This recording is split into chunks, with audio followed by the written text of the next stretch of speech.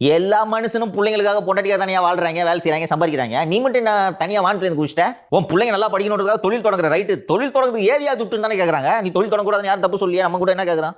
நல்ல விஷயம். ஐஏஎம் படிச்சவர், பிஸ்னஸ்லாம் நல்லா தெரியும் அவருக்கு. அவரும் அதான் சொன்னார், நான் அதுக்காக தான் படிச்சிருக்கிறேன், நான் பிஸ்னஸ் பண்ணக்கூடாதா? பண்ணுங்க. ஏதுப்பா முதலீடு? கட்சியிலேருந்து காசு வேறு தரமாட்டாங்களாம். அவர் சொந்த செலவுல எல்லா நிகழ்ச்சிக்கும் போகிறாராம். ரொம்ப வருத்தத்தோட சொன்னார் நேற்று. அதுக்கு முன்னாடி என்ன சொன்னார்? டீசல் கட்சி போடுது, பிஏக்கு இவங்க பணம் கொடுக்குறாங்க சொன்னாரா? இப்போது உங்களது இந்த டிஜிட்டல் யுகத்தில் உங்களோட பொய்கள் உடனுக்குடன் நம்பலப்படுகிறதா? அவரோட இமேஜ் உடையுதா? இப்போ போய் கட்சி ஆரம்பி. புரியுதா? 12 வருஷமாக இன்றைக்கி பீகார் தேர்தல் முடிவை பார்த்துருப்பீங்க. எனக்கே காலையில் ரிசல்ட்டை பார்த்தோன்னே இன்னும் 25 வருஷத்துக்கு இவங்களை ஜெயிக்க முடியாதுன்னு என்ன தான் பண்ணுறது சொல்லு?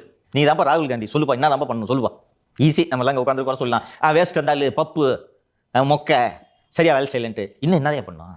அன்னைக்குள்ள போய் மீன் பிடிக்கிறேன் என்னென்னமோ பண்ணுறாரு, ஒன்றும் முடியல. அப்படி ஒரு கெப்பாசிட்டி உள்ள ஒரு கட்சி அண்ணாமலை மாதிரி ஒரு தனிநபரை கையாள்வது அவ்வளோ கஷ்டமா?